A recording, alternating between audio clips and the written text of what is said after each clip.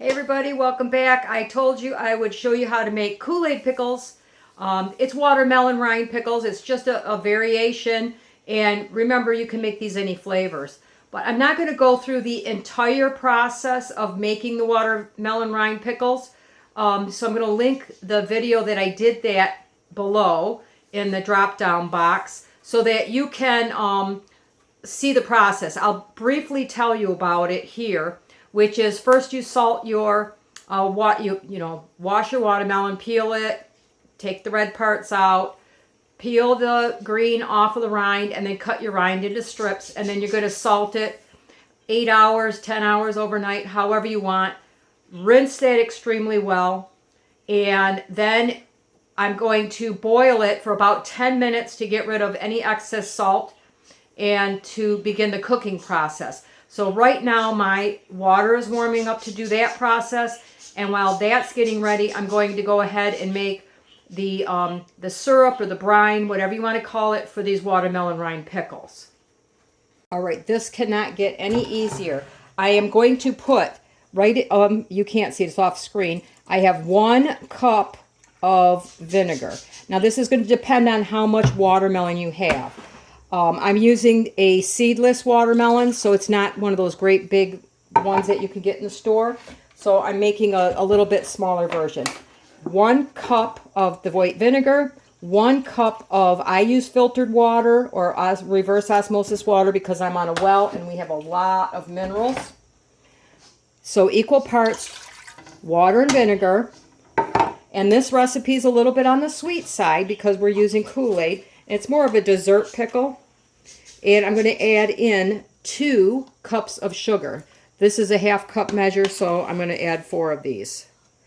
Now you could go, depending on, you know what, because of this recipe, I'm going to do 1 1/2 cups.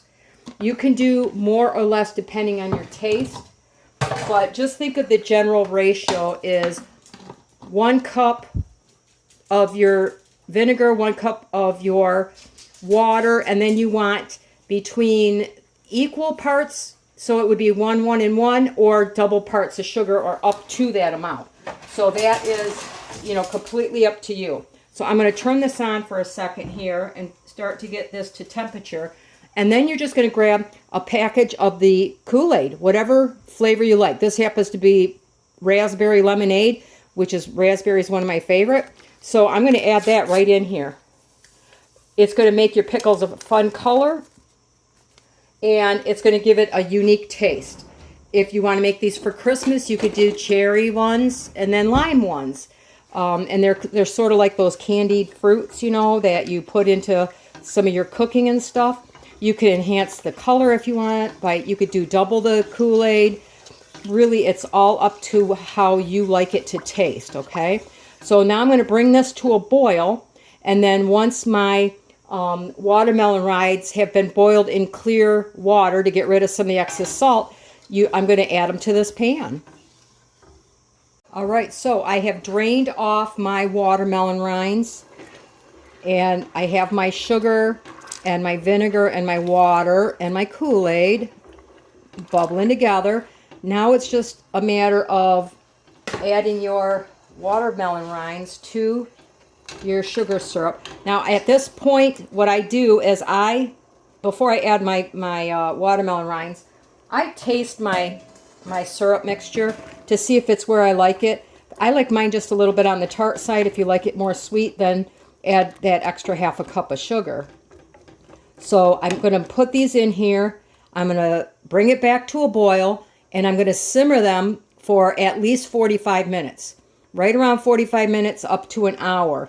You want these pickles to be almost clear, or translucent, whatever you want to call it. They're almost clear, and then they'll start to take on this cool blue color. So don't rush this point. Go ahead and do that, and we'll come back and we'll take a peek at them. Okay, this has been cooked now for 45 minutes, and the rest of the process is going to go just like it did in the previous video. I have my jars over here in hot water in my canner because I'm putting, something very hot into the jars, and you do not want to shock them, or you will probably end up with broken jars. And I'm using 1/2 pints here. half pints are processed at the same amount of time as your full pints, and the headspace stays the same. So you're just going to get less product into each jar, which means I am going to continue to leave, which is the same, 1/2 inch headspace, and they will be boiled for a full 10 minutes once they get into the canner. All right, so I've got my jars ready. Hopefully I only need 4. If I need more, I'll put them in the hot water and then continue it. So I like to take my spider and put my pieces in there. That way I can distribute them through all the jars that I have. Kind of get them equal. Forgot to grab a kitchen knife. Hold on just a moment. As soon as I can find another plastic thing to use in my jars, I will. But I'm not pushing these down. Remember, you're just arranging them so that they fit in here nicely. These are smaller jars, so I want them to be maximized with however many that will fit in there without losing my head space. If the head space isn't correct, you can just remove 1 or 2. Okay, so there's a decent head space. I got something else cooking here, so my timer just went off. Alright, so I'm going to go ahead and fill these just like you would any other jar. The only difference is I've made them a weird color and a different flavor. Now, I should say, you have to keep the ratio, the amount of vinegar in here. You can add or reduce your sugar to a point. You don't want to go, I wouldn't go sugar-free because then they're just sour. I like to do at least a, like if I'm using 1 cup of, 1 cup of vinegar, 1 cup of water, I would not go less than 1 cup of sugar. I have never used a sugar-free or a sugar substitute, so I don't know if you can use that, in case anybody wants to know. I don't know.